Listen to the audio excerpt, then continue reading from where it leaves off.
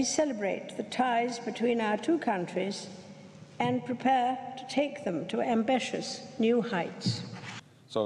As two influential countries, China and the UK have maintained good communications and cooperation in many international and regional issues. The continuous growth of China-UK relationship will benefit not just the two countries, but the entire world. Welcome back to the show. We're talking about President Xi Jinping's visit to the United Kingdom this week. We continue our conversation now. And Tim, China has invested over $30 billion in the United Kingdom over the last decade. Are there any downsides for Britain in this kind of investment and doing business with China? I mean, have there been any kind of pushback from workers on a question, say, of job losses? Well, I think actually when we look at the trade and investment story, and particularly at the investment, the sort of deals that are announced around these sorts of visits, we actually need to wait a little bit before we evaluate the impact. I mean, the headline numbers look very impressive. The commitments are very strong, but we have to see how some of these things are actually followed through in practice. And I think I would say there's a little bit of a challenge here for both sides in building a really sustainable relationship. And there's something about state visits with all the pomp and the ceremony. They sort of mark a high point rhetorically in the relationship between two countries. And actually the challenge for the governments and for others involved in developing the relationship is to make that into a sustainable and stable relationship over a number of years.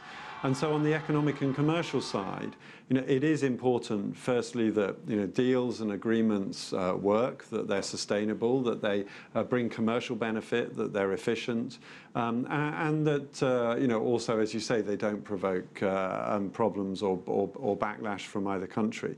Now, at the moment, I think when it comes to Chinese investment in the UK, the story looks pretty positive. The UK is very open to foreign investment. There hasn't been a reaction so far against Chinese investment in the UK, and there's every reason to believe that the UK's openness to foreign investment will continue over the coming years. But we have to watch, we have to wait and see, and there's a challenging task there, I think, for the governments to make that relationship really sustainable. Right, Victor, Britain's Chancellor of the Exchequer, or Finance Minister, George Osborne, he said that Britain wants to be China's, quote, best partner in the West. What does this tell us about how this relationship is evolving? I think the present excellent relations in China and the UK relations is to a very large extent on the British side due to the great effort by Mr. Osborne, the Finance Secretary in UK. I think he has seen, probably better than anyone else on the British side, with the exception of Prime Minister Cameron, of course, how important and how truly historical these relations between China and Britain can be. And it is purely for mutual benefit. It's not that China is taking advantage of Britain in this particular historical moment. It is not that Britain is taking advantage of China at this particular moment. The Chinese economy and the British economy are highly, highly complementary to each other. We are at different stages of development, and we each have different skill sets and strengths, and also, relatively speaking, weaknesses, for example. But by working together, by enabling China to provide a total package solution, not only on the nuclear power station side, but also on the high-speed railway side and many other sectors, for example, both countries benefit. It is not one benefiting at the expense of the other. And I would say that by strengthening that Britain wants to be the best partner among all the Western countries, this is a result of wisdom, courage, and vision on the part of Osborne himself, but also on the part of the British government, and also to a very large extent on the British people's side. And in China, we welcome this. We fully accept this declaration, and I think China is eager to reciprocate equally the goodwill and the determination and the wisdom and the courage and the vision fully demonstrated by Mr. Osborne, as well as the British government and Prime Minister Cameron. Keyu, we talk about the bilateral relationship, but of course there are other factors which will influence how this relationship grows in the future. The United Kingdom is expected to hold a referendum by the end of 2017 on whether it will remain in the European Union. If the United Kingdom does leave the EU, how is that going to impact the relationship between China and the United Kingdom?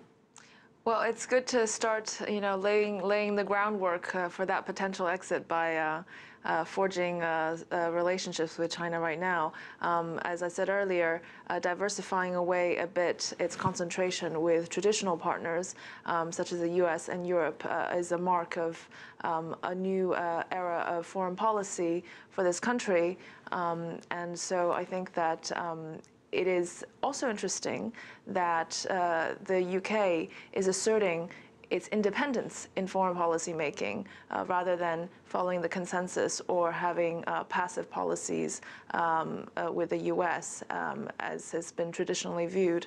So I think definitely if that potential exit becomes a reality, that having stronghold with emerging markets and China and potentially other countries will benefit the UK greatly in terms of its prominence in the foreign policy arena. Tim, it's been a busy year for President Xi Jinping. He's, of course, visited the United States. He's addressed the United Nations in New York. In a sense, is President Xi redefining world relationships right now, big power relationships? Well, I think he's certainly looking more like a foreign policy president than we've seen previous presidents of China be. He spends an awful lot of time on foreign affairs, both traveling overseas and receiving people at home. I think the US visit was also interesting, not just because of the bilateral issues he discussed with the US, but because of the global sort of context that he put that in by spending plenty of time at the United Nations and addressing a number of global issues there. So I think he is proving pretty active and proactive in this global foreign policy agenda.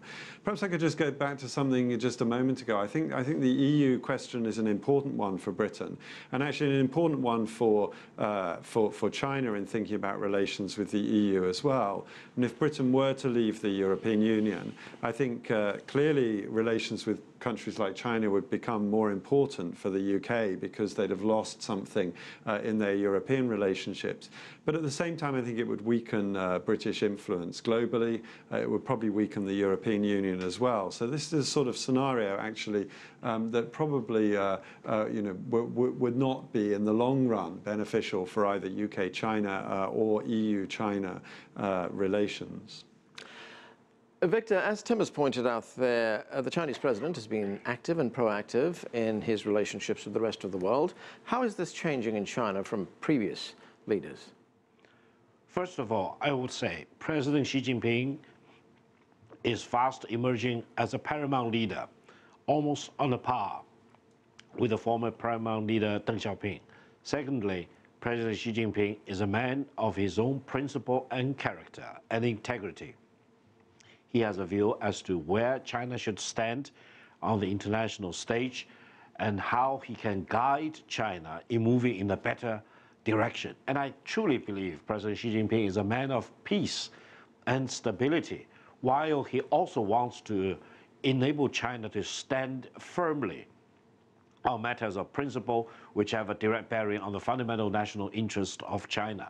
Definitely, he spends more time on foreign affairs than at least two of his predecessors. But I think he is doing this, generating a great deal of goodwill in China from the Chinese people. And he's increasingly getting the trust and the confidence of the Chinese nation, which is ready to rally behind him in good times or bad times. And I think his state visit to the Great Britain, which has been very warmly received, also will enable President Xi Jinping to come back home and engage with the Chinese nation in a more high-spirited manner. And this is very good for a very strong and unified, coherent leadership at the very top of the leadership hierarchy in China. And this will also position China well in dealing with major global issues of great international implications, and also in dealing with very thorny and sensitive issues like China-US relations. And I hope President Xi Jinping can truly deliver on the Chinese national dream, for example, and enable the Chinese nation and this great country to move forward in the coming few years, 7 or 8 years before his term will expire, and make sure by the end of his term, China will be stronger, more enlightened, more transparent, and more rule of law based as a country.